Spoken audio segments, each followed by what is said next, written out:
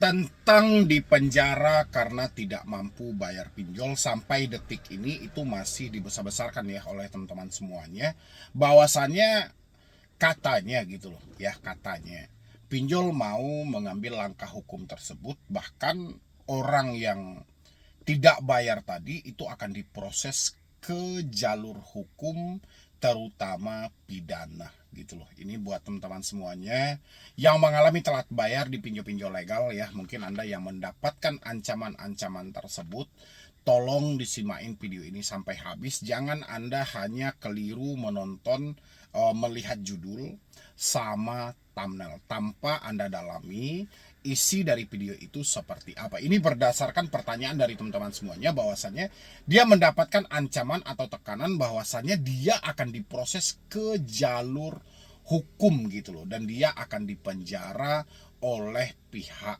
pinjol.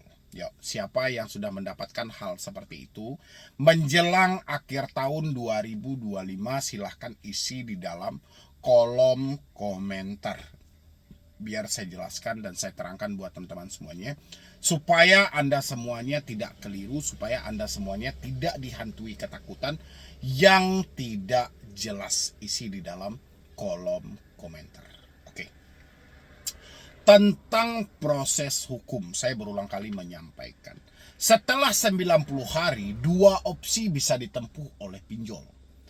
Ya, menjalin kerjasama dengan pihak ketiga atau memproses Anda ke jalur hukum, one prestasi ataupun perdata. Ya, dua opsi ini diperbolehkan. Oke, dua opsi ini diperbolehkan. Kebanyakan pinjol lebih mengambil opsi yang pertama, menjalin kerjasama dengan pihak ketiga. Kenapa pinjol tidak mengambil opsi yang kedua, memproses Anda secara perdata? Karena ini banyak pertimbangan bagi mereka. Ya, sudah berapa kali saya sampaikan sama teman-teman semuanya.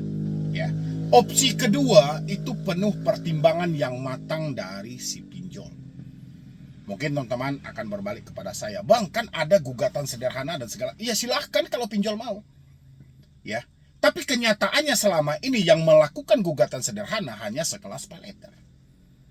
Ya, pinjol tidak mau melangkah sampai sejauh itu karena pinjol tahu banyak yang abu-abu dalam hal ini, dan lagian gugatan sederhana itu juga tidak akan memuaskan mereka. Ya, GS yang mau mereka ajukan juga tidak memuaskan mereka. Alhasil pinjol lebih mengambil opsi yang pertama, menjalin kerjasama dengan pihak ketiga, dan itulah yang saat ini yang sedang gencar-gencarnya melakukan penagihan terhadap diri Anda. Habis itu teman-teman semuanya, muncul lagi ancaman yang teman-teman terima melalui WhatsApp, yang mana Anda akan diproses ke jalur hukum lagi. Anda akan dipenjara. Oke, Anda akan dituntut dengan pidana 372 378. Oke, pasal penipuan dan penggelapan sih gak ada masalah. Ya, pinjol mau melakukan itu gak ada masalah. Tapi kan peristiwanya ini mau dikaji. Dasar penipuannya dari mana, dasar penggelapannya dari mana.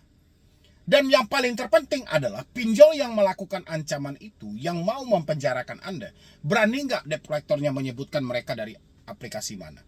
Kan nggak berani teman-teman semuanya gitu loh. Kenapa teman-teman selalu ketakutan, cemas yang terlalu berlebihan, serba salah, kemana-mana takut. Jadi seakan-akan Anda fobia melihat handphone Anda sendiri. Kenapa seperti itu? Ada apa teman-temanku gitu loh.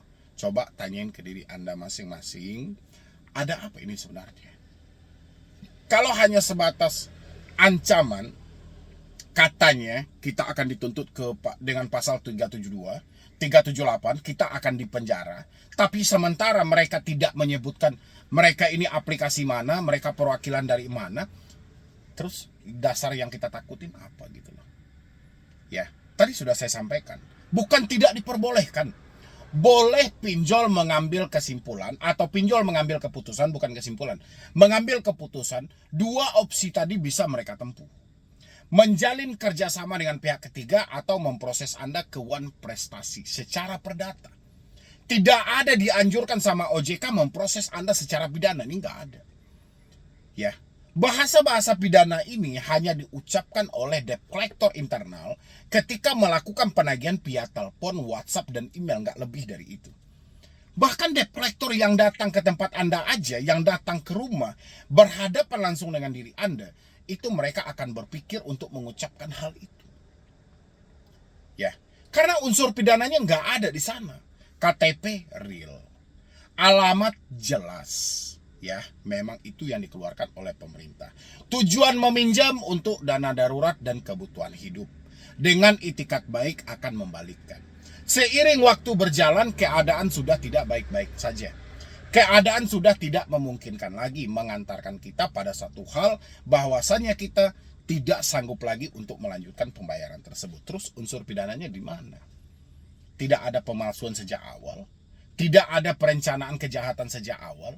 Lain hal kalau teman-teman ada perencanaan sejak awal gitu loh. Mungkin sejak awal data tidak asli, memang sengaja disetting, begitu dapat nanti langsung kabur.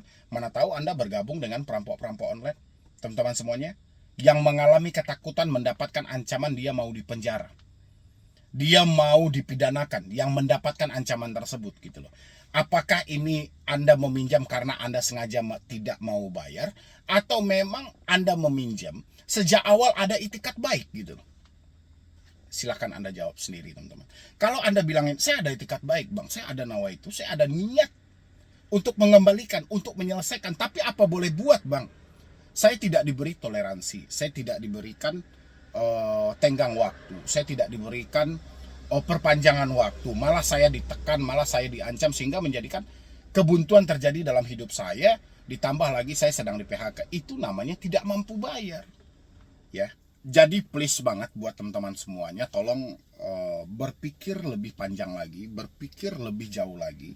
Jangan berpikirnya terlalu dangkal teman-teman. Hanya semata Anda dibenturkan dengan keadaan yang seperti ini, saat ini Anda belum mampu bayar. Terus begitu Anda mendapatkan satu tekanan, begitu Anda mendapatkan satu ancaman, Anda langsung ketakutan, Anda langsung kecemasan, habis itu Anda membenarkan bahwa hal itu akan terjadi. Ini bahaya loh. Kalau cara berpikir seperti ini kita pakai terus-menerus, kehancuran di depan mata Anda. Ingat, kita mau akhir tahun loh teman-teman. Akhir tahun ini segala sesuatu ya itu akan dilakukan oleh debt collector karena dia ingin mencapai target tadi gitu loh. Ada target yang ditekankan kepada mereka ketika menjalin kerjasama dengan pinjol tadi. Ya, entah target dia menjelang akhir tahun ini 100 orang harus bayar, atau target dia 100 juta harus terkumpul satu debt collector, kan kita nggak tahu. Ini demi keberlangsungan rezeki dia juga untuk di tahun depan. Kalau mereka tidak mencapai target, mau tidak mau mereka akan dipecat. Kalau mereka tidak mencapai target, mereka harus resign dari perusahaan itu kan.